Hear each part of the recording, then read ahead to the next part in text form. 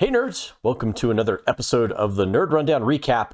I am your host this evening, Erik Hare, and with me tonight are three of my favorite nerds, Mr. Darren Stemple. Let's get on with it. I can't wait to talk about this show. Back on the show, Mr. Big Morg 3000, Mr. Morgan Santo. Howdy, y'all. And back from her most recent quarantine, the lady of the show, Mrs. Meagan Bradbury. Signature intro. I can't remember how to say hello, boys, and hi, Valerian anymore. I think it's Sasa or something like that. You've got time. You've got time to practice before season 2 comes out. So, okay. You've got a little bit of time. Because we're, like we said in the last show, we're looking at probably 2024 before that show comes out, because they'll start filming in the spring of probably first quarter of next year, and then it'll take them a while to get it. So we're looking at probably 2024 before that comes out. So, so you can find us on Twitter, TikTok, Instagram, and YouTube. Our social media manager, Mr. Morgan Santo, is always posting pretty good clips and stuff like that on there. So check us out there. You can hit the like and the subscribe buttons on all those. Leave comments, all that good stuff. It helps the video, helps the channel, and gets our names out there. And for those of you who are watching other shows, put some recommendations in there of things that you'd like us to cover. Maybe do these recap shows on some other stuff. Kicking around the idea, Darren and I were talking about kicking around the idea of maybe moving a little bit off the fantasy comic book stuff and maybe doing something a little more mainstream. Little show people like to call Yellowstone. Might be doing that one. So yeah, I don't know. We'll see what the stuff is. So kicking off the show, we'll just kind of get right into it. And Darren, I know you're super excited to talk about this. So you were probably the most bitter out of the group, if you will, of the legacy or the disappointment that was the final season of Game of Thrones. So, and we've talked about it over the course of the season, how this thing has changed. But let's talk about the Game of Thrones legacy to you. Darren's Game of Thrones legacy is a roller coaster ride, I guess. Because early Game of Thrones was just some of the best stuff ever. But I really connected with Game of Thrones more so once it started moving away from the politics. That still played a part throughout the show, but you know what I mean. When it went more fantastical, right in season 4 and 5, more White Walkers. Yeah, and then season 8 was about as fantastical as it can get, and it was such a letdown. So when this show was announced, I was very excited to see more Targaryens, but to see some incredible fantasy, because they don't show a lot of it in this first season, but it's going to get there. But man, it's just like it's been up and down and up and down, and right now I'm on the up and up with it. I'm back in love with Game of Thrones, and that feels good. Yeah. Morg, how about you? Yeah, I would say the Game of Thrones legacy for me is actually a good one overall. Like, don't get me wrong, I hate how everything ended just as much as everybody else. But I think overall the legacy is good because I feel like it's one of those few big shows that everybody just watched. Everybody you knew was watching about it. You talk about it at lunch. Except for one person on the show. Well, It's fine. It's fine. Yeah. So 99.99% of the world was watching it. Any red-blooded American was watching it. Yeah. If you're a commie. Any true American was watching it. But so overall, it's positive. And then this show, because of the way Game of Thrones ended, I just remember when they announced it, I was like, I was kind of excited, but I was like, yeah, whatever. And then you hear they were canceling some of the ones they announced, and I'm like, uh-oh. And then they released that first trailer, and I was like, oh, yeah, I have no hope for this at all. Yeah. That was so boring. I was like, yep, this is going to suck. And now it's definitely the best show this year. Yeah. Up there is one of my favorite shows. And That's debatable. my no, best that's Dwight definitely- Schrute voice. Yeah, no, this is the best show of the year. And then, but if they season 2, if they keep going strong, I mean, I think this will easily take over what Game of Thrones was, and everybody will be happy again. Yeah. I want to point out that I don't want to make it sound like revisionist history on my excitement for the show. My excitement for the show was really early on. Then season 8 happened. They announced it was going to happen. I was like, I know what that leads to. That's pretty awesome, but I have no faith in it. And it, again, like you said, first trailer, snooze fest. Yeah.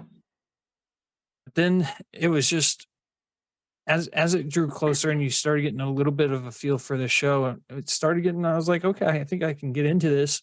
And right off the bat, as soon as you went back in Westeros, you're like, this feels good. So yeah. So Meg, I think you had not watched any of the, well, at least not. I watched the first season. Okay.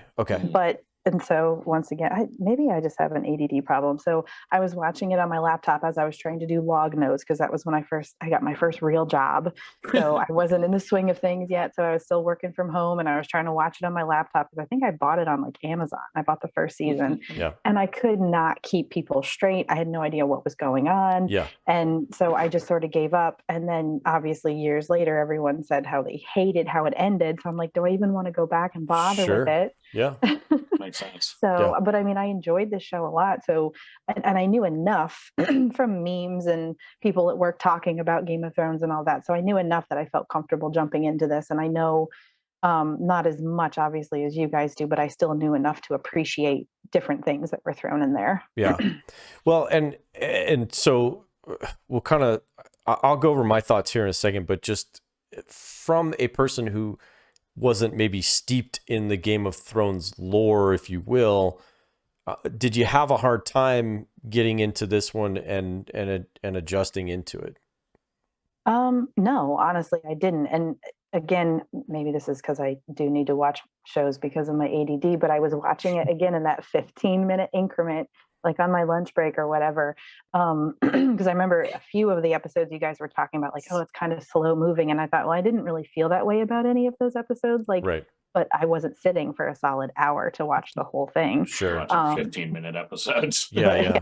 Yep. Can we talk about how amazing it is that you can still do that? Like, still with 15 minutes at a time. That's all I'm going to do. I'm like, yeah.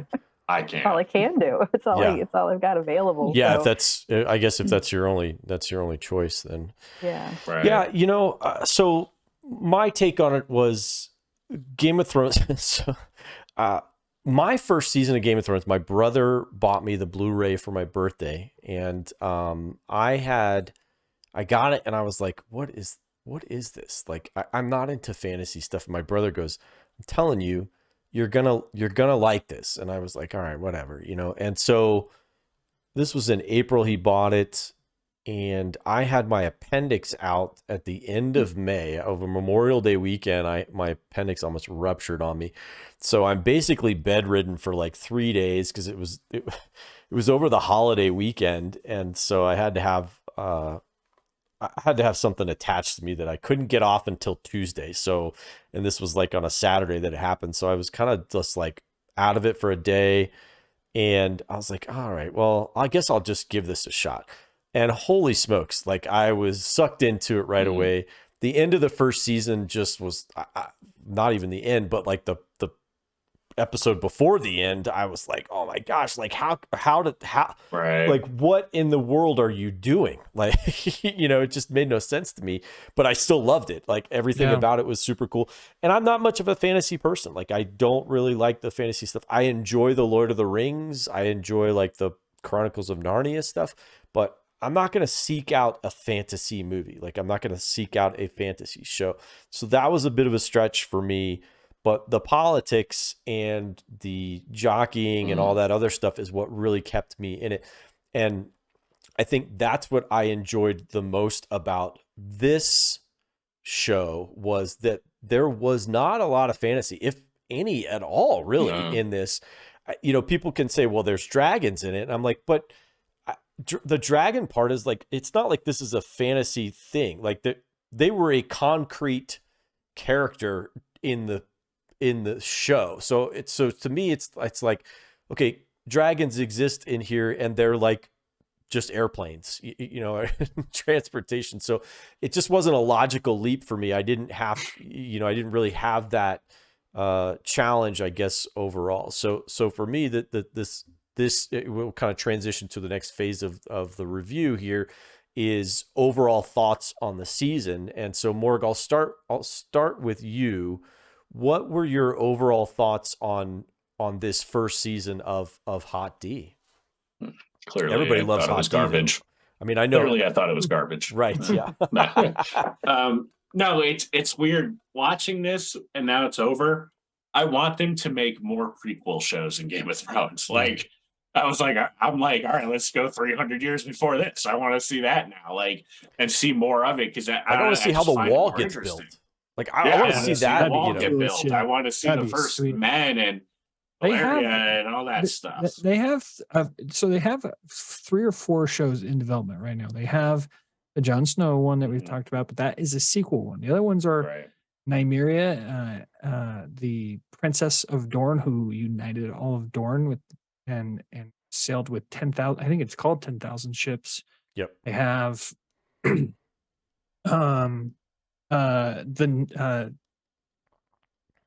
9 Voyages, I think it's called, which is the 9 Voyages of Corlys Valerion, who after this show, I'm like, yeah, give me that. I'd love to see that show. Yeah. Because he goes across the world and sees. I want to see him. Yeah, and that's a prequel. That's a prequel to and that's a prequel. him. That's how he gains his riches. Yeah. That sounds cool. So there's one more. I can't remember exactly what it is. They have the Adventures of Duncan Egg, I think is what it is, or something like that. Did they finally greenlight a show with that? It's rumored. I don't know if it's actually been done. So Morgan, as far as that would be after this show. What was your favorite? So what was your favorite aspect of the show, Morg, that maybe built on or was different from what the original Game of Thrones series delivered?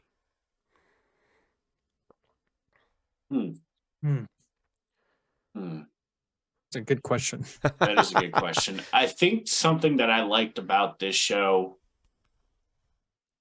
a little more is I felt like, now don't get me wrong, there were some powerful women in Game of Thrones, but I feel like our 2 main characters in this were pretty powerful. Yeah. And I like it. We're going to talk about some stuff, but like the childbirth stuff and all that, like, I don't know, to me, it just showed like that's true power right there. Like, I mean, look at that. She's walking around and just squeezing out a kid, just, just doing my shit. All right, now I'm going to carry my newborn upstairs because the queen wants me. Let's go. Yeah. Like, that's just wild stuff. So I like that a lot. I like that this one was a little toned down in some of the more sexual graphic stuff. I mean, don't get me wrong. Stop porno with a plot. Don't get me wrong, I didn't hate it. But I'm just saying, like, I don't know. I just like it didn't really focus on that. Like, I feel like the first Game of Thrones was trying to throw it in anywhere they could, just to be like, look at what we can do. And, those first couple of seasons were, my wife said it best. She's like, this is literally porno with a plot, and I was like, you're not wrong. So they all have a plot. Yeah. But a better plot. You're right. Bigger budgets. But if you know what I mean. Overall show of the year for me. I have just very small gripes. Like I said, I just, I didn't like when she comes crashing through the floor with the dragon. Sure. Like, as long it looked cool, but to me, I'm like, well, that's a freaking act of war. I don't know what you're talking about. Right. You can't just threaten the king with your dragon and be like, nah, we're chill and just get out of there. Yeah. But it doesn't ruin it for me. Yeah. Like, if that's my only complaint, I'm freaking happy. So right. Meg, how about you? How about you? What were your overall thoughts on the season?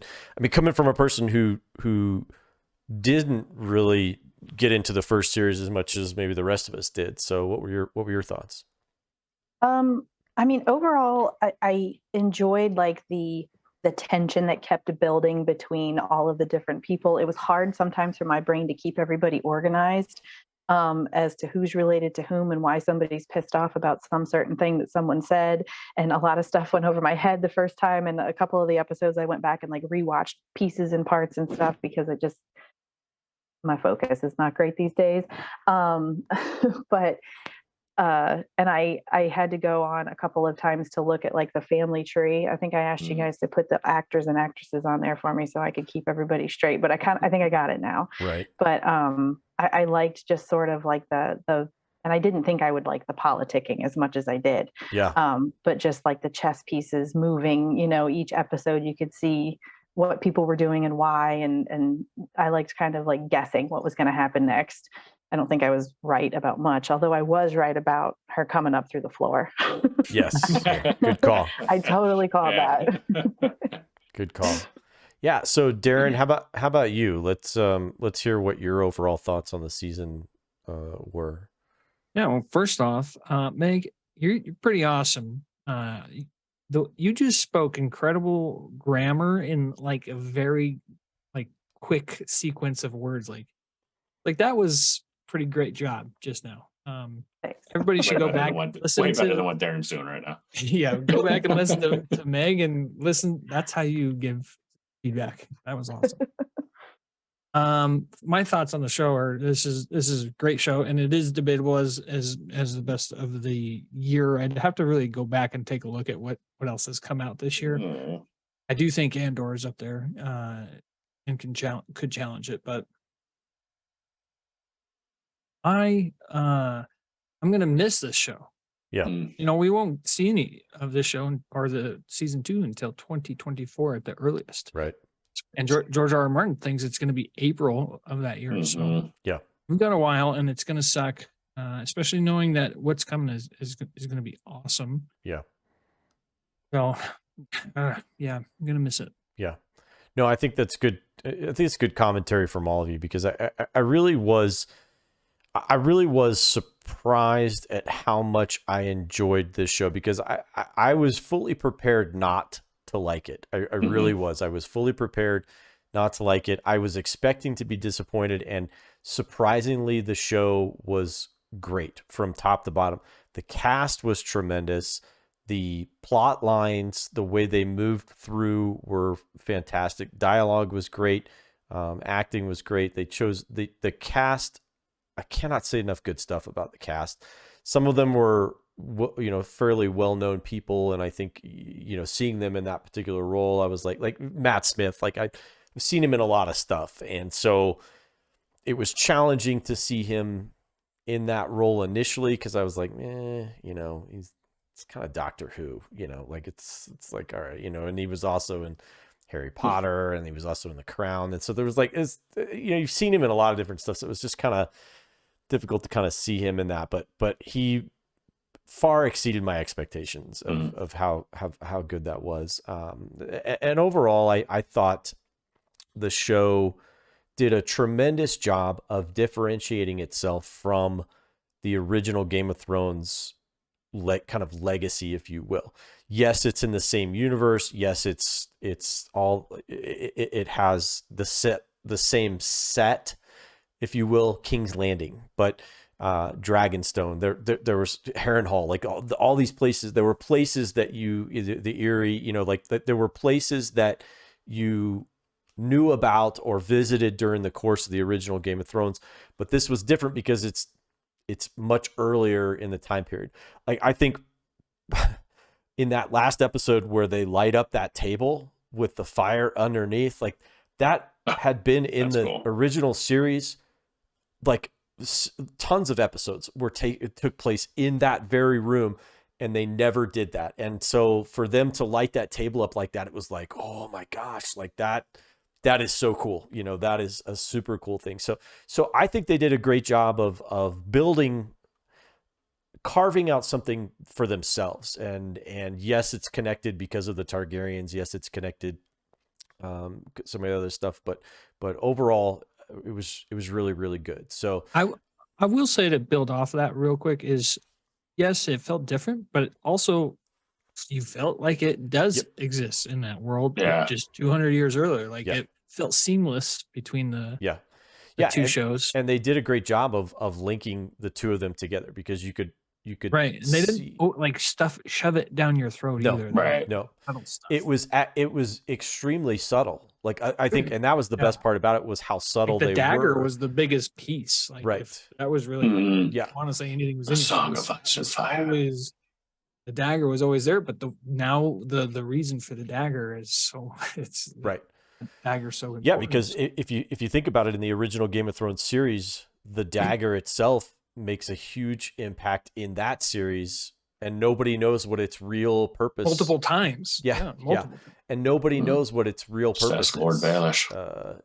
They really don't. So for them to kind of link that back over the course of the show was really, really well done. So I just blew my mind real quick. That dagger and the impact. It's the reason we have Bran the Broken. It kills Lord Baelish, Littlefinger. Spoilers, obviously here, Meg. Sorry, it's just good.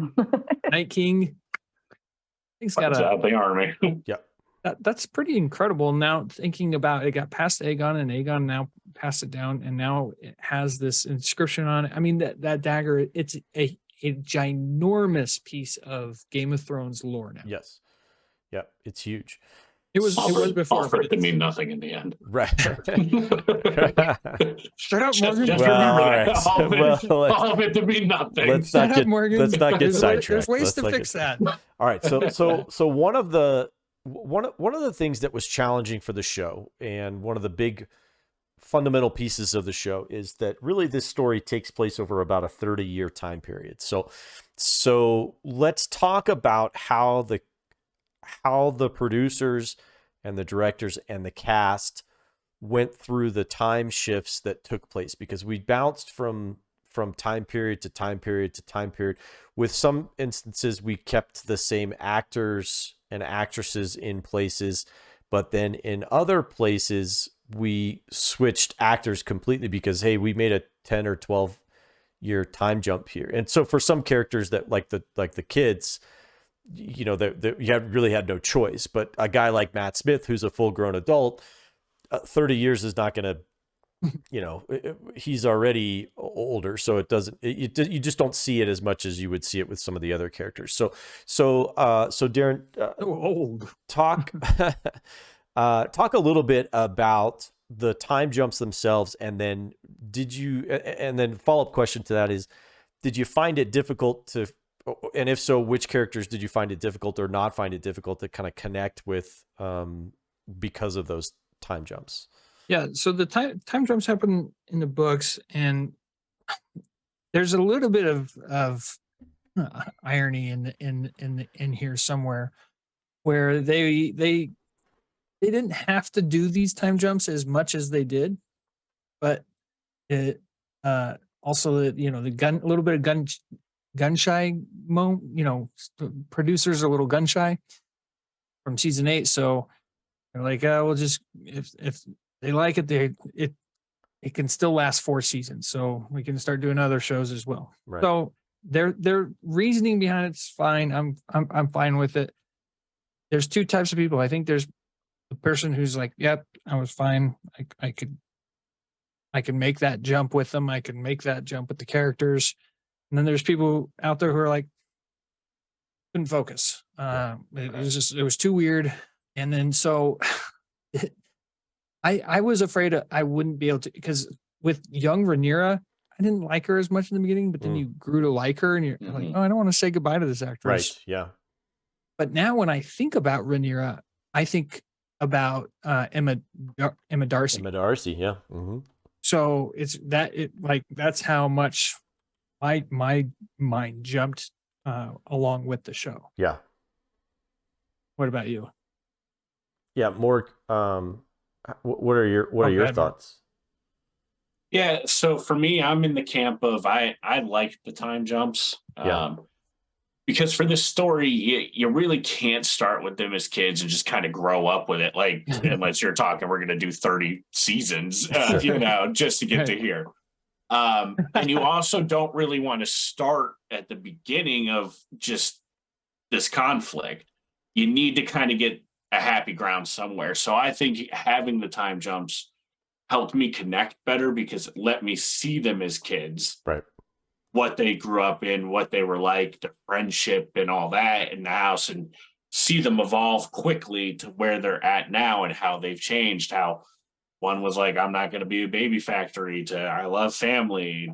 One's like, I just got to do my duty. And, you know, so it's like, you really get to see that. And I think it helps connect more. And the Viserys, seeing him through that, and especially with, you know, what they did with him in that episode, how he deteriorated over time.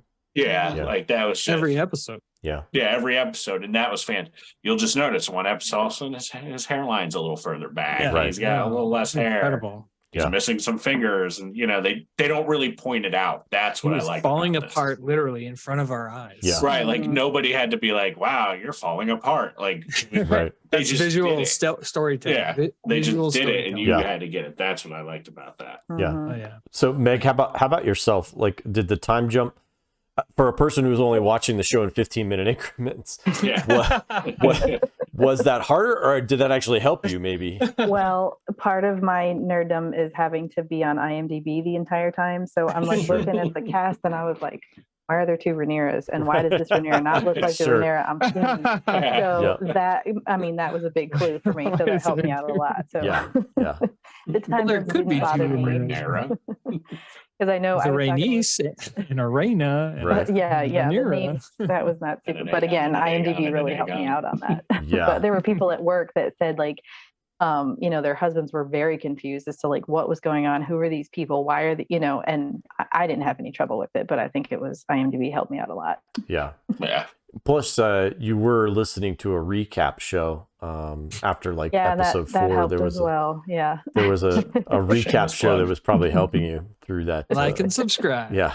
Like and subscribe. Yeah. I don't think, you know, Stace and I didn't really have too much of a difficult time because we watched it, you know, every episode together, and we really didn't have any issues with the time jumps. She didn't. There was a couple instances where she was like, "Where are we?" You know, and I was like, "Well, I think we've moved forward about 5 years." You know, and she's like, "How do you know that?" And I'm like, "Well, the kids are about 5 years older." You know, and so it was just kind of one of those. Wanking it now. Yeah, right. He's spanking it out the window. At the window. And, I had a hard time. I think I had the hardest time So did he. Helena, however her name is said. Right. Because she wasn't in it a whole lot. Right. And so I think it was the episode where she comes in and like after he assaults the servant or whatever, and she comes in and asks where, you know, where that girl is or whatever. And I was like, who is that? Like, I thought she was just some chick that he got married to. And then I realized, oh, that's his sister. That's his sister. So that really threw me off. But other than that, it didn't bother me at all. Yeah. Which is the funny part. The funny part of the Game of Thrones thing is like none of us up to this point, here we're like a half hour into the show, and not one of us have talked about incest at all. Like, it's not even like a thing, which I think we should maybe, I'm going to put that into the central themes of the show maybe later. We'll talk about that here in a little bit. But but the fact that the Targaryens keep it in the family all the time, you know, it's like, all right. So I didn't have, like I said, I don't think we had an issue with the time shifts. I didn't think we have any problems with that. I did, as much as I like Emma D'Arcy, I do. I don't mean to. I don't want it to come across that I don't like her. It was hard for me to say goodbye to Millie Alcock as Rhaenyra. I really loved her, and I really loved Emily Carey as Alicent. Like the younger versions of them, I thought were really great. But you know, Olivia Cook and Emma D'Arcy really did a fantastic job of kind of taking that mantle, and they just kind of moved on. You know, they just pushed forward and they moved forward. So all in all, I didn't really have too big of an issue there. So talking about the different characters in the show, Meg, I'll start with you on this one. You know, so clearly Rhaenyra and Alicent are somewhat the main characters in the series. So talk a little bit about their characters and then their kind of development over the course of the series, as the season went on, and then and your thoughts on them.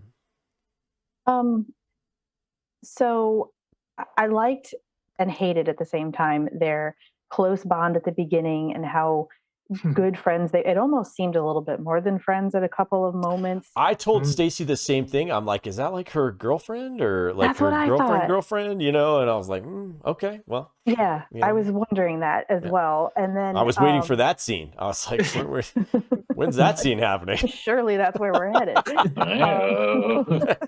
It's not an incest scene yet. Is this a Game of Thrones series or what? They're not related, so it's not. They're not related yet. Yeah. Which maybe, maybe if that is the case, it made that connection that then Alicent had with Viserys even more uncomfortable and awkward and awful for Rhaenyra to experience too. Right. But to have that really close friendship and then to have that weird, like, okay, you're my stepmom now, so that's weird.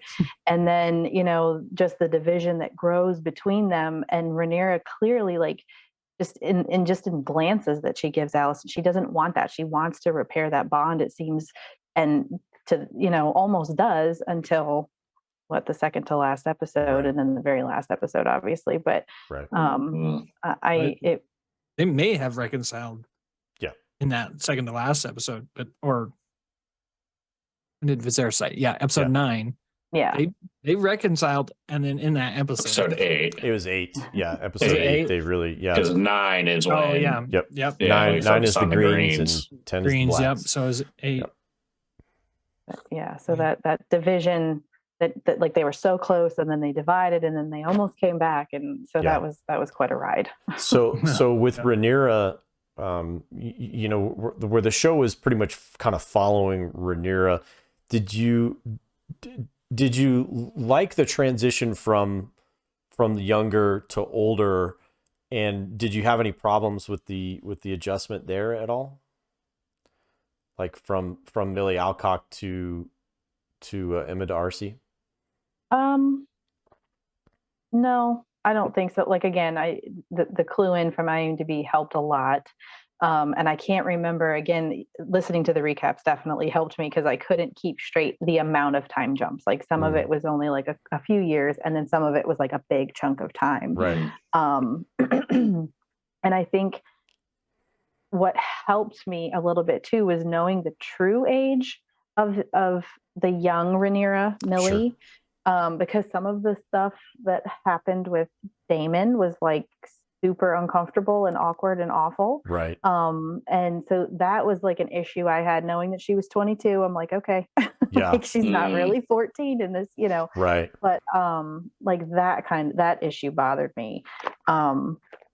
But overall, like the character development and the switching from younger to older wasn't like an issue. Yeah. I thought they did it as well as they could. Yeah, agreed. Yeah, I think they did. Yeah.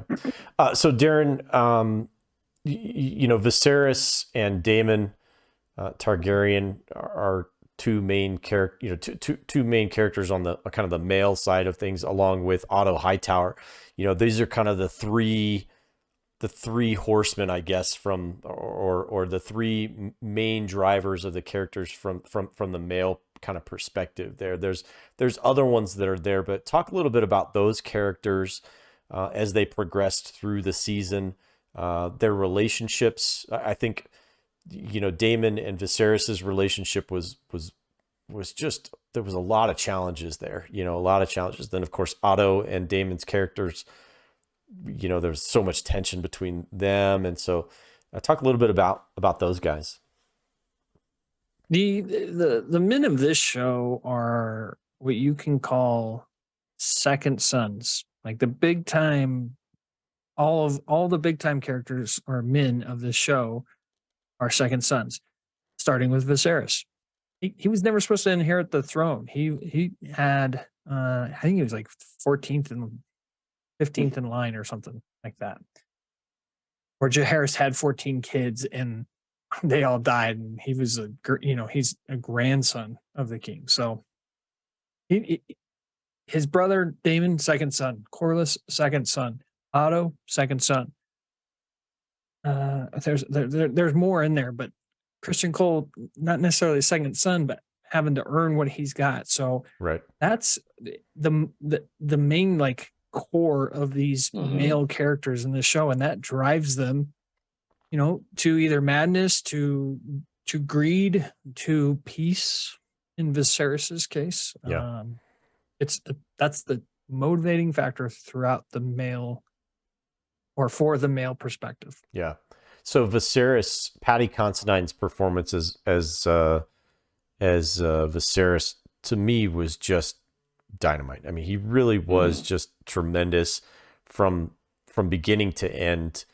A guy, people talk about leaders that they'd like to have a beer with, and Viserys strikes me as a guy that I'd love to have a beer with and just, kind of hang out with the dude. But they did a pretty decent job, I think, of showing you how kind of inept and just not ready for that position, from the stag hunt early on in one of the early episodes, to his managing the conflicts between Alicent or not managing the conflicts and things like that. So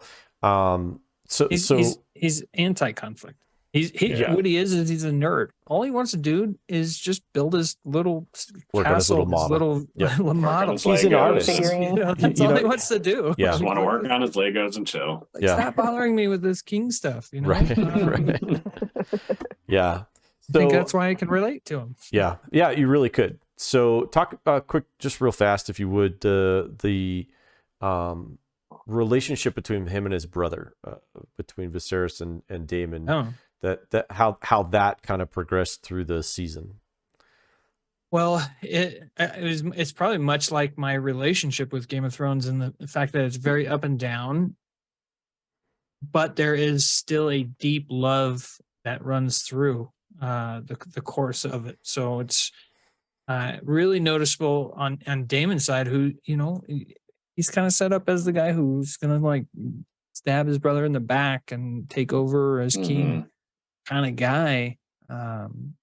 In the beginning of the show, the way they frame him, and that frames his relationship with Viserys, and Viserys is a guy you can easily manipulate because he just wants to please people. Right. I mean, again, going back to his room and build his Lego set. So yeah. Which I think is, that scene, if you really take the totality of the season and you see how Daemon and Viserys start off, and then in episode 8, when he's walking up the stairs and he falls and the crown falls off of his head and Daemon puts it on his head, that was a great scene. Completely improvised by the actors, by the way, but man, you talk about a happy accident, because it was so powerful. To me, it was so powerful. It was a really, really powerful scene. Well, and that's what I'm saying, is it's a good contrast from the beginning of the season to that, where he crowns his brother at the end of his life, and then he also chops Valeris's brother's head off. What's his brother's name? Yeah. Vaemond. No. Yeah, Vaemond. Yeah, no. Vaemond. Is that what it is? Is it Vaemond? I can't remember. Yeah. Sounds right. Anyway, probably Aegon. In defense of his, of his brother. So it's a fascinating relationship to watch go up and down, and then it was generous of him to let him keep his dead. tongue too. By the way, it was very generous of him. Yeah, it was nice. You should be lucky. He almost lost a tongue. Like, very good aim. One of those Ginsu knives. You cut through a tin can with that. That's what I was like. I was trying to think what it does. Tomato. What's that show? The Chop show, a video game. What's that video game that you can? Fruit Ninja. Fruit Ninja. Yeah, Fruit Ninja. Oh, so Morg, arguably the I think arguably what could be considered some of the most important characters, they progress through the show too, which is the children. So the kids, as they kind of progress through, because man, I was glad they changed some of the actors, because some of those actors, I just was like, I cannot wait for them to move away from this guy as that character, but, right. But really they are the future of of the series, you know, so we get introduced to these characters, some of them when they're much younger, and then we see them kind of progress as they get older, and you could see, at least when it comes to the Hightower kids, the ready for leadership, the ready for the role, taking the thing seriously. And they, you know, we talked about him, Aegon spanking it out the window and all, just being a douche, you know, and but then you look at Aemon and that dude's like, he's like all in, you know, he's all in on the leadership, you know, and stuff. So, but then on the other side, you have the strong kids, if you will. And so talk about the characters, the kids' character developments over the series and what we can kind of expect from them kind of going forward now that the things have kicked off like they did at the end of the season of episode 10. Yeah, no, the kid development in the show is actually pretty good with the way they do it, especially with the time jumps. The way I would describe it is it does a good job of showing basically the two different ways the families are raised, and how that also helps build into the character of Rhaenyra and Alicent as well on top of it, because of how they started. You know, Rhaenyra was very like, I'm not having kids, I'm not doing the family thing. Alicent's like, no, it's all duty and honor. And then Rhaenyra grows up to love having a family, and you can see it in the way her kids are. Right. Compared to Alicent, who this was duty. Not saying she doesn't love her kids, but you can see it reflected that they just don't have real leadership. Nobody really cares about them. Right. And you see it in the way they act, especially as they get older. Yeah. Now, you know, they don't like each other. We have that fight in the cave, which is an awesome choreographed fight between children. You really felt it. Like, I was like, they all did a great job. Lord of the Flies, like. Yeah, very Lord of the Flies. Let's get Piggy, throw a rock on him. Yep. And, you know, Aemon loses the eye, and it really starts something there, like a really even bigger rivalry. But again, in that powerful episode 8, you could almost see them putting it aside.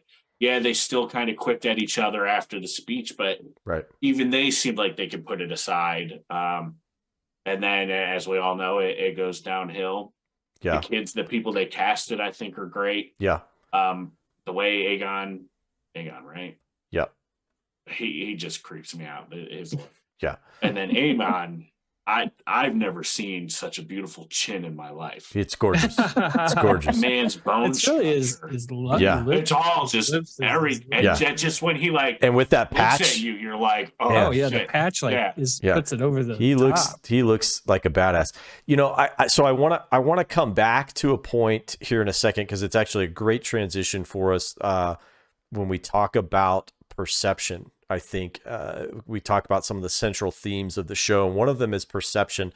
But I want to rewind just for a moment. A brilliant commentary that you just made, which was, you know, Rhaenyra's children love her, and she loves her children. There's not any doubt about that. She you know, all three of the strong boys, and then her children with Daemon as well. You know, you can tell that she absolutely loves them, adore them, and they love her. And the we've said it before, the juxtaposition between the Hightowers and the Targaryen family, in that you were spot on. The scene in the carriage when they're on their way to crown him as king, he looks at Alicent and says, do you even, I think he says something like, do you even love me? You know, like, she says, you moron, or something like that. You know, imbecile. She calls him an imbecile, you know, and he doesn't understand that, yes, she does love him, and everything that she has done is because she loves him and she's trying to take care of him, but she doesn't love him in the same affectionate way that Rhaenyra loves and has affection for her children. And so I that's a really good call out, Morg. Really great call out. So I want to move back over to, like I said, I do have a pen for that. I'm gonna take that and pin it right here. Yeah. So we want to kind of talk about some central themes of the show. And one of those is like I said, so I had in my head, I had like power, perception, patriarchy, the 3 Ps. I want to talk about childbirth. I want to talk about the deaths in this, and then ultimately I want to talk about dragons, because the dragons, and they kind of dovetail off of the perception stuff as well, because there's this perception that the dragons are the end all and be all. If you control the dragons, you control everything else. And early on, Viserys even says, control of the dragons is really a perception thing. Like, we don't really control them the way everybody thinks that we control them.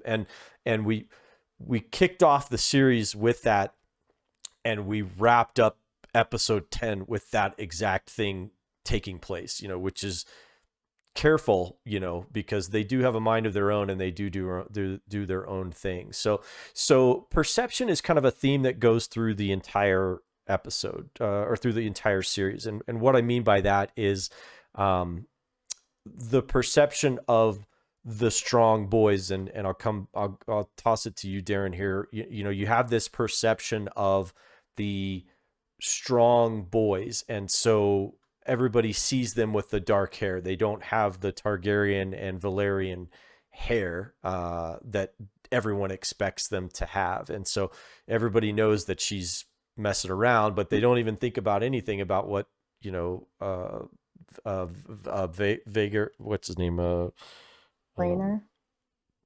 Laenor, sorry, was out doing and stuff like that. So perception, like I said, and power are kind of two themes that kind of run through the show, Darren. So talk a little bit about maybe evidence of like power, maybe the perceptions and stuff like that kind of run through, and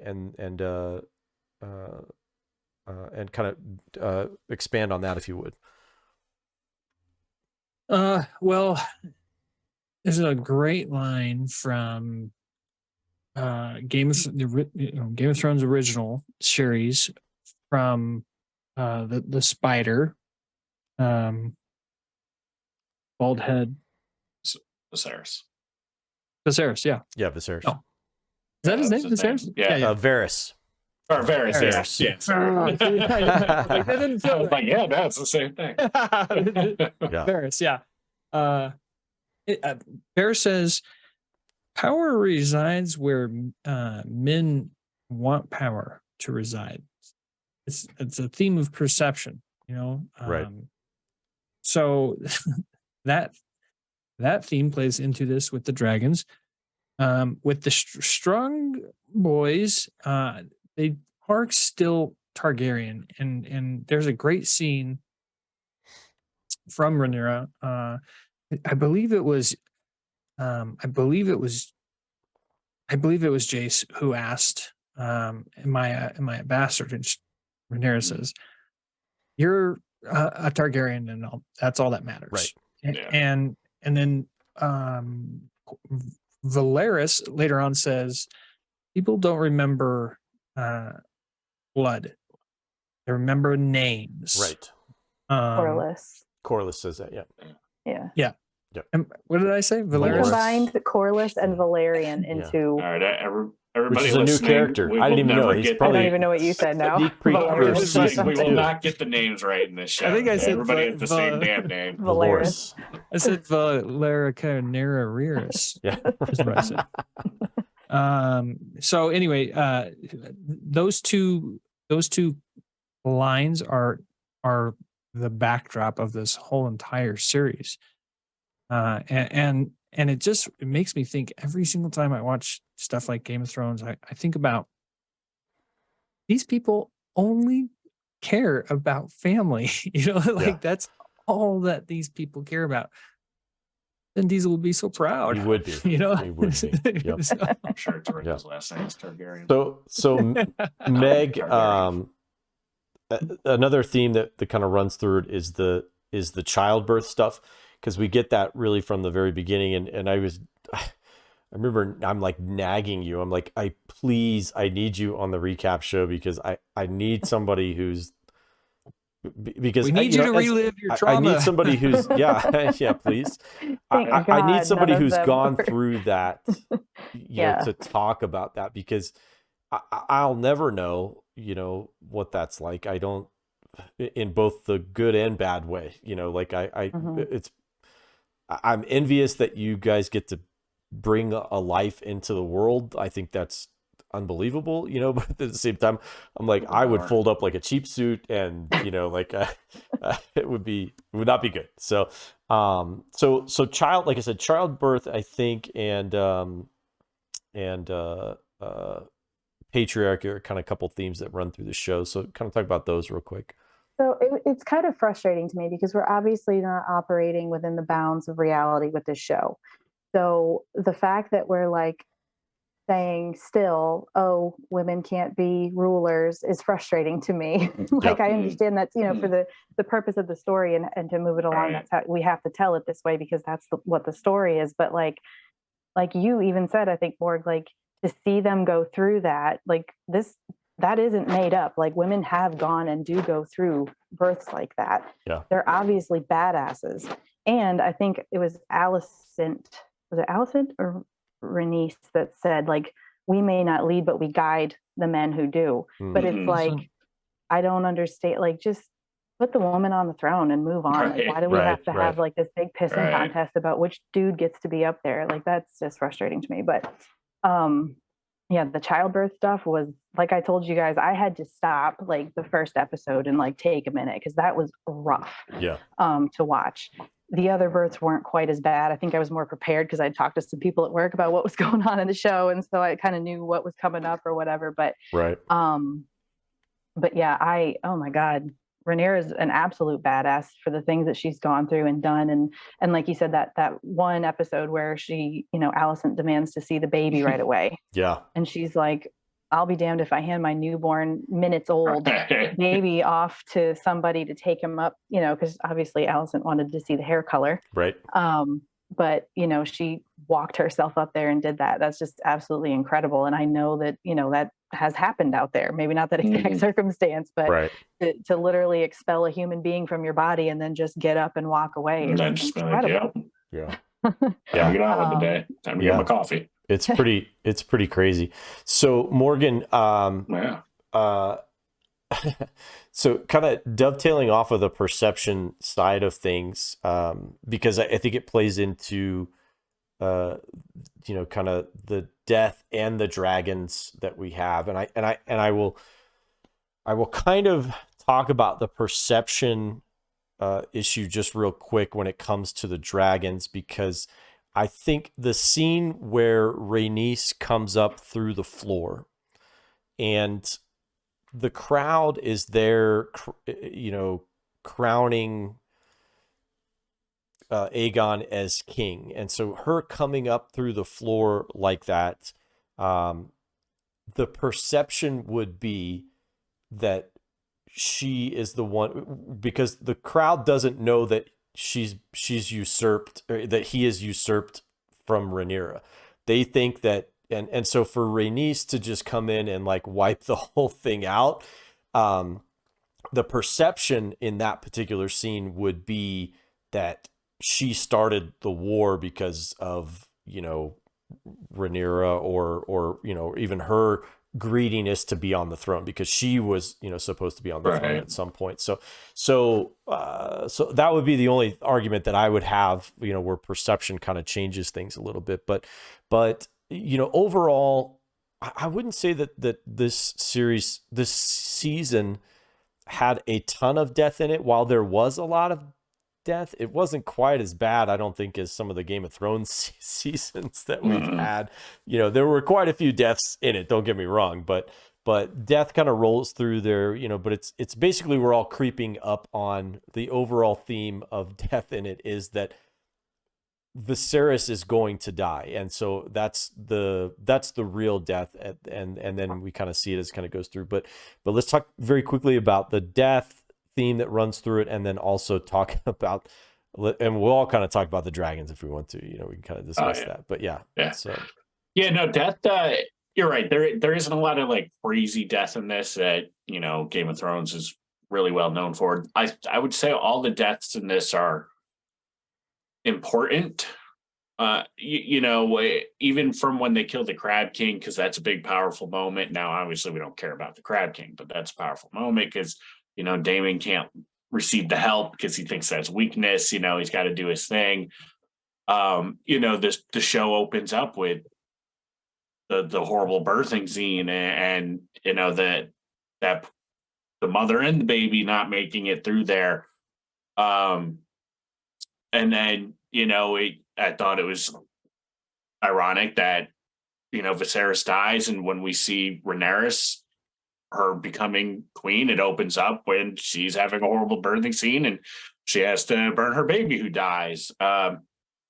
Which again, I still think that baby has some dragon stuff going on with it when you look at that, because I know that happens to them. That can happen to this family. But no, and then of course Viserys, that is such a powerful. He's just a slow death. That's what it is. From day one, it's just a slow death. Yeah. From when we see him nick himself in that chair. I was going to say the nick on the finger. Yep. Yep. It's just day one, just slow death, and his is obviously the most impactful thing that happens in the show, and the way they did it.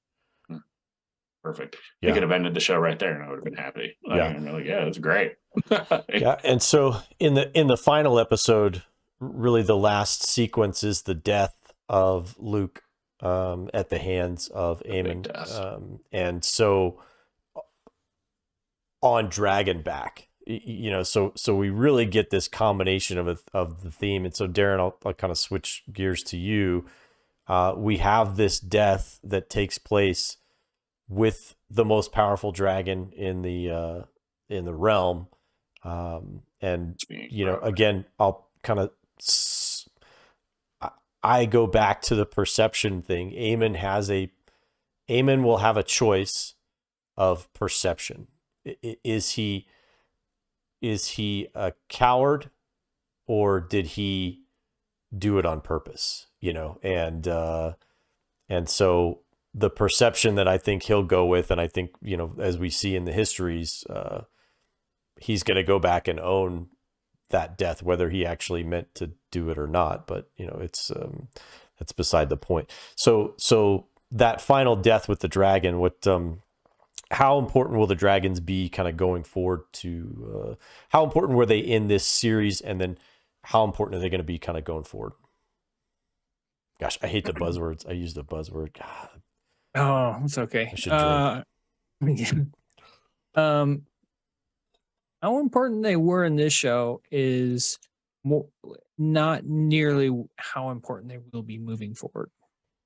In fact, they should rename the show after the season to Dance of Dragons. And that nobody would blame them for that, because it's a dragon war now. That kicks it off, and oh boy, Vagar. Do not trifle with that dude. Do not trifle. Yeah. Yeah. Oh, yeah. They're going to be super important moving forward. Yeah. Morg, what are your thoughts on the dragons? Awesome. One thing I was really worried about flying around. I'm like lighting stuff on fire. Awesome. When they announced it, I'm like, well, what are we really see? Yeah, I'm like, because what are we gonna do? They have dragon, we'll freaking burn everything. How do you fight that? But no, the way they've been using the dragons, they don't use them that much. They occasionally get a point across or just to look tough. And I appreciate that. And the way I feel like the CGI of them is fantastic as well. And either when they're in the low light or when they're in bright scenes, they look good. Especially that chase in episode 10 was awesome. Just when that view and you just see him go over him, I'm like, holy, oh man, yeah. Look how big that dragon is. I was gonna say, you really get to see the difference in size. Shot. Yeah. Oh yeah, you're just like, whew. So yeah, I'm happy with it. I'm ready to see some more. Yeah, Meg, dragon action. What did the dragons blow your skirt up? Did they? The only issue I really have with them is the shots of them riding the dragons. I don't love the CGI on that. overall, like, I think they're super cool, obviously. But the CGI shots of them riding on the dragon back when they're up in the sky just looks a little too cheesy for me. But Sure.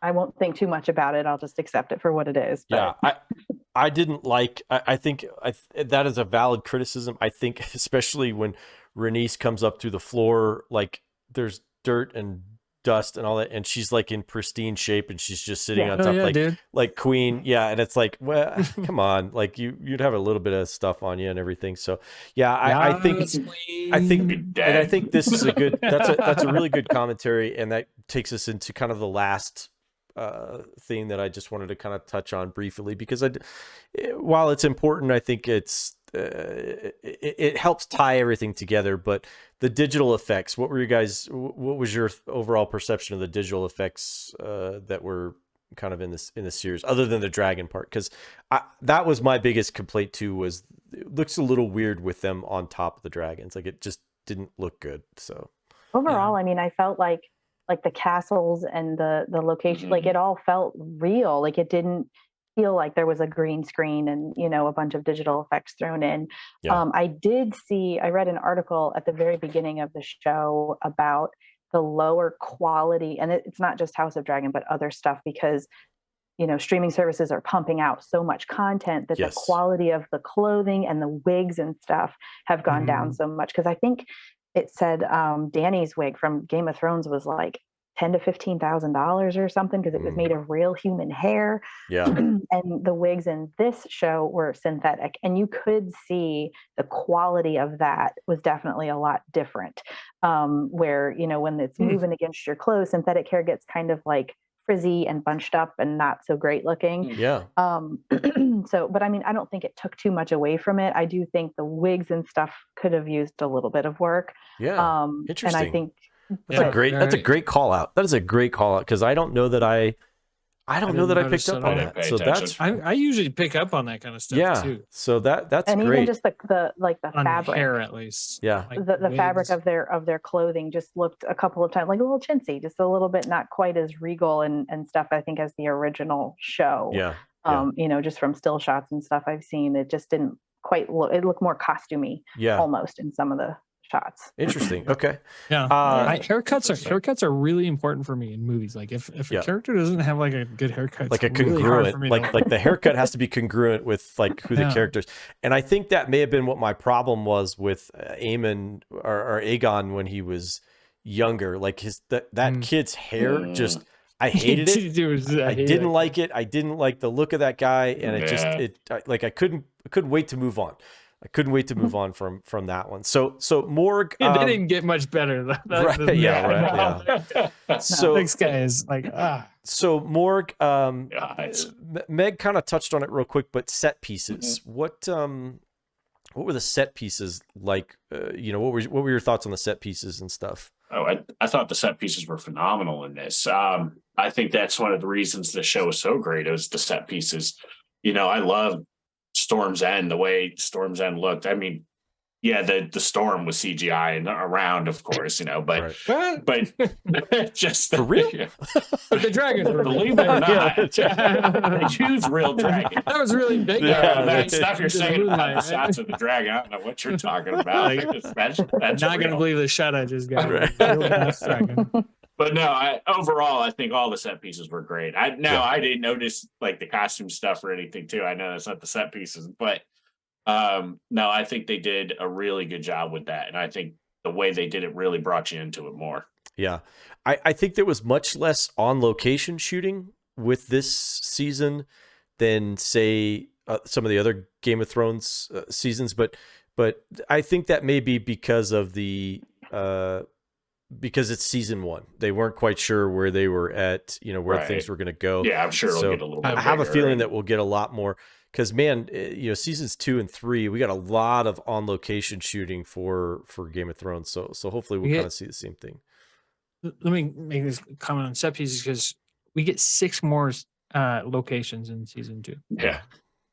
which is now that feels more like what we've been used to with Game of Thrones, where it's hopping from location to location to location. And usually have like at least like, 2 storylines going at the same time, 2 or 3 different storylines. You have, yeah. I mean, at the height, you have 5 or 6. I mean, you could have John and I could go through them all, but I'm excited to stick around. So as my compatriot in the music appreciation, I wasn't done making that point.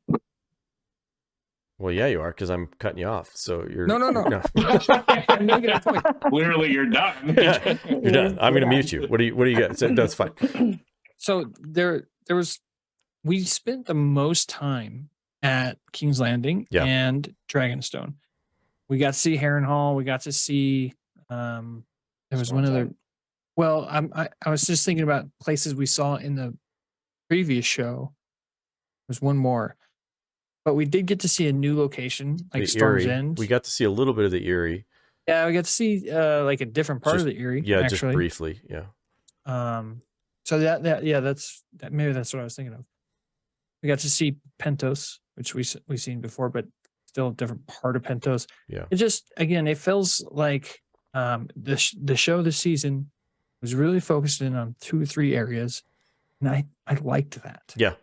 And I think as it we felt move more to intimate. the new, for sure. Yeah. As we move to like now 6, 7 locations at once, it's gonna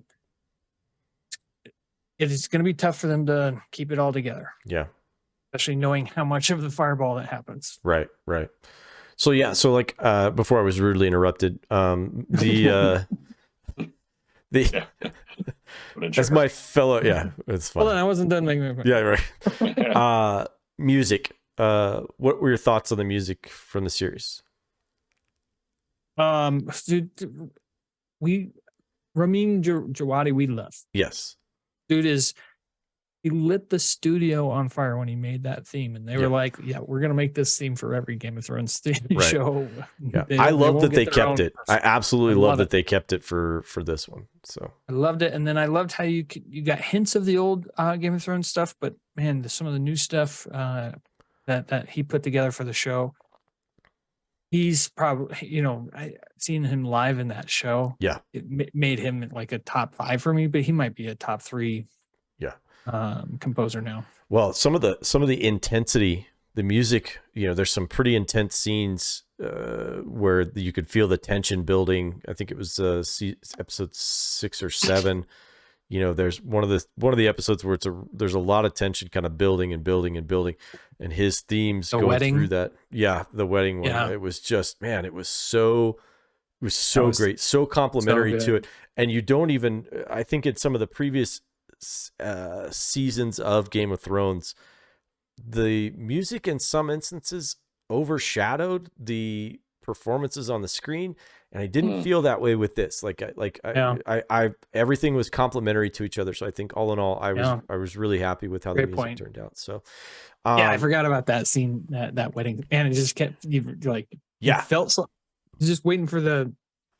It's a Game of Thrones wedding, so it's going to go. The knife to drop. Yeah, you're waiting for what to. Yeah, it's going to go somewhere. So, all right, so Meg, we'll kind of wrap things up here. Overall, what are you looking most forward to in season 2 of the series? I'm looking forward to more of Rhaenyra just being a general badass.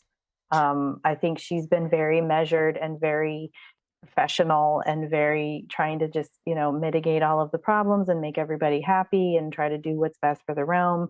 And now her kid just got eaten by a gigantic dragon and she's freaking pissed. And so I wanted to read that text post that I came across earlier today because it was so funny. I support women's rights, but more importantly, I support women's wrongs, and I'll support Rhaenyra through whatever she does next season. That's where I stand. That's pretty good. That's pretty good. Loyal. Yeah. Morg, how about you? Well, actually, just real fast. So Meg, any other final thoughts for the show? I mean, other than what you're looking forward to, but like any other final thoughts, anything that stuck out to you about the series that maybe about this first season that maybe we didn't talk about? I mean, I have like a bazillion different thoughts about, different aspects of the show. One of the things, because I've been watching a lot of like the actors and actresses, like little interviews and stuff, like they Sure. just pop up on my YouTube feed. And I love watching Emma Darcy and Podcast Brain, Olivia Cook. Olivia Cook. Yeah. Watching their interactions with one another and like their interviews, they're so funny together. And I've really enjoyed kind of like that aspect of it, like the behind the scenes stuff. So I kind of want to see more of that development. And I also, there was a post or an article I came across about how like the writers didn't expect the lusting over Damon that happened. Yeah. Because he's such a scumbag. But like Matt Smith, he's so charismatic and talented. Like he did such a great job that you can't help but really like the guy. I can't understand how they I can't understand how they didn't see that coming.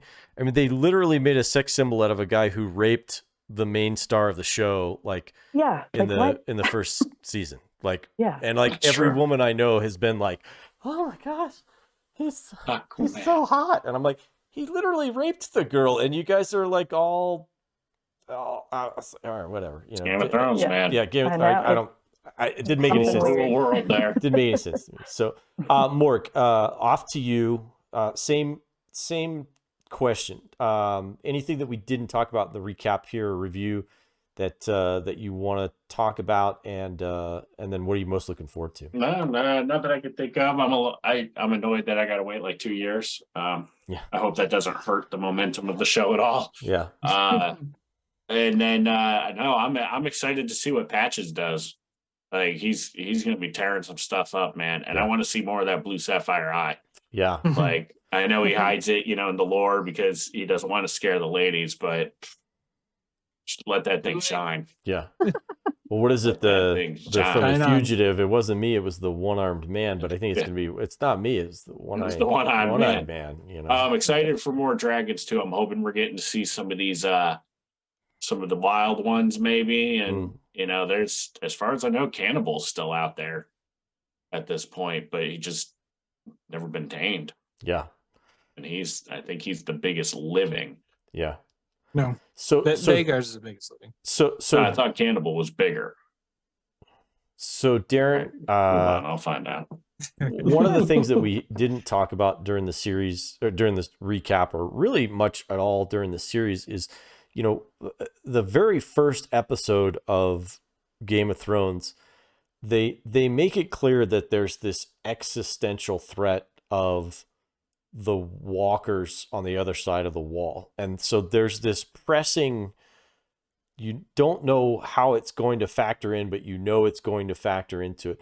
In this one, they really only make mention of the walker, or the menace through the Song of Ice and Fire. Like they really don't talk about what lies on the other side of the wall. So this doesn't really, that really has no bearing on the series. And so even though it does because of what the Song of Ice and Fire is, but without that kind of driving things as far as the rest of the cast, and stuff like that is concerned.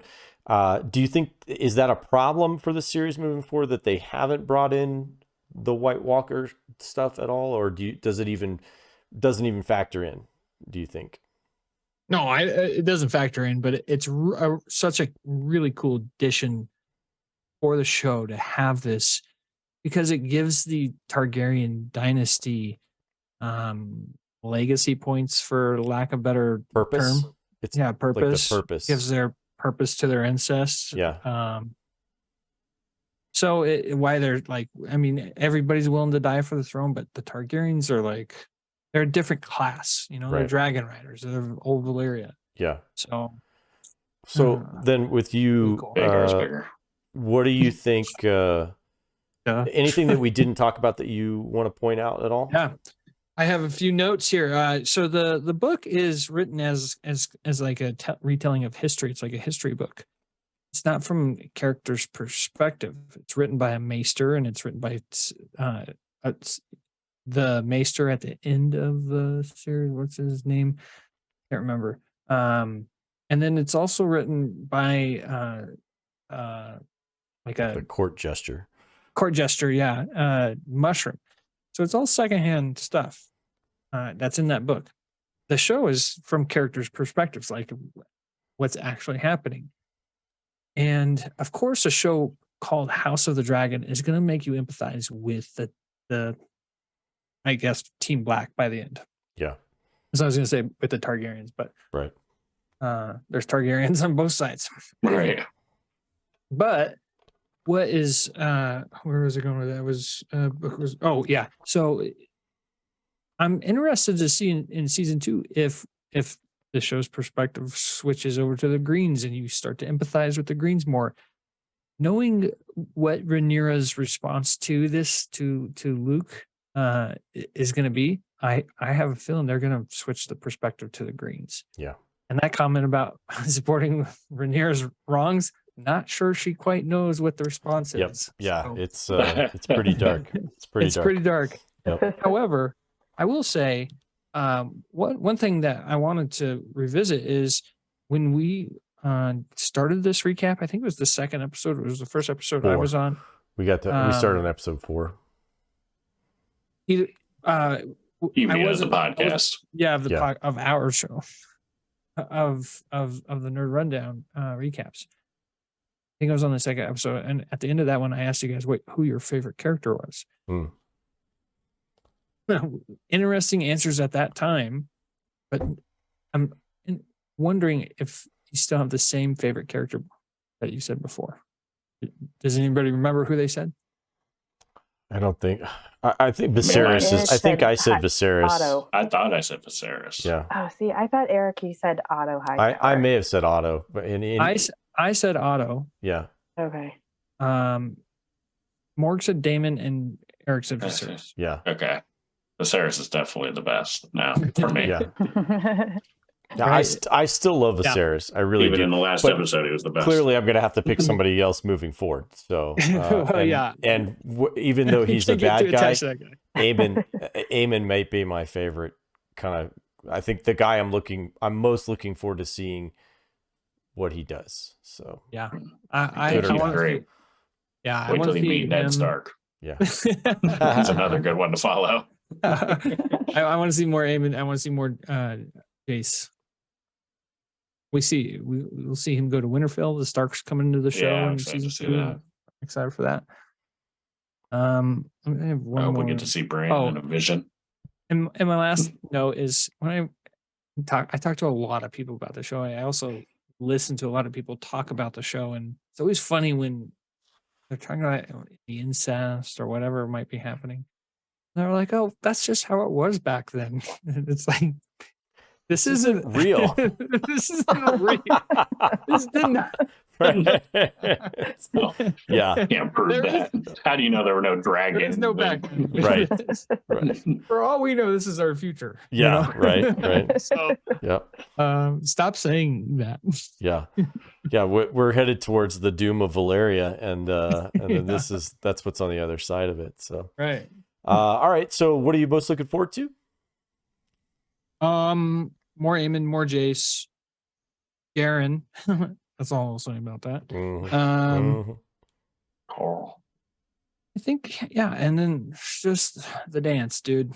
There's some sick ass dragon stuff coming up. Yeah, and very excited for that. And what's really cool about the perspective of the dragons, real quick, in this show, compared to Game of Thrones, is Game of Thrones we were growing up with dragons that were new to that world. This is a world where dragons just are like, hey, there's the dragon pit. Dragons are over there in that building, right? You know, totally normal.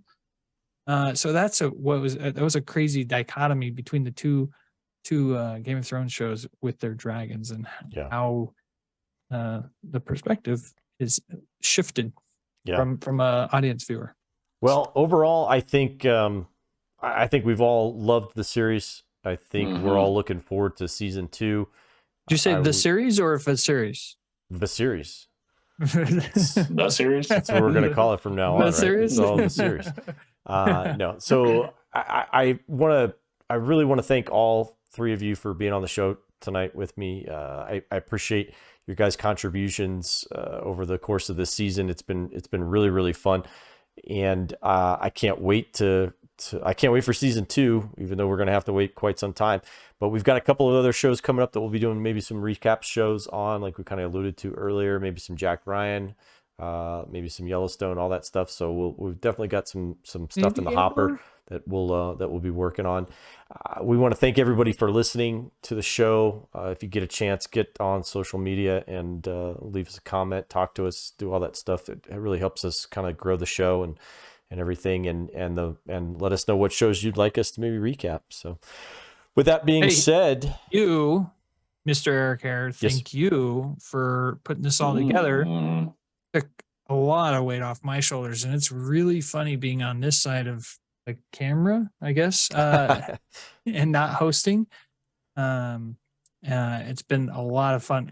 I'm having to learn how to like hop into conversations with you guys and when I can speak and pop up, and it's really, really like it's fun to get a different perspective. And Erik, you're killing the hosting game. This show is so dense, and every part of the show has a purpose. Yeah, like everything they are doing has a purpose. I think it's called purposeful writing in the world. So great job digging into it and guiding us through it. Yes. Yeah. Thanks, guys. Well, that being said, everybody have a great rest of your afternoon, evening, and we'll see you next time on the Nerd Rundown Recaps. See ya. Bye. Bye. Recaps. Deuces.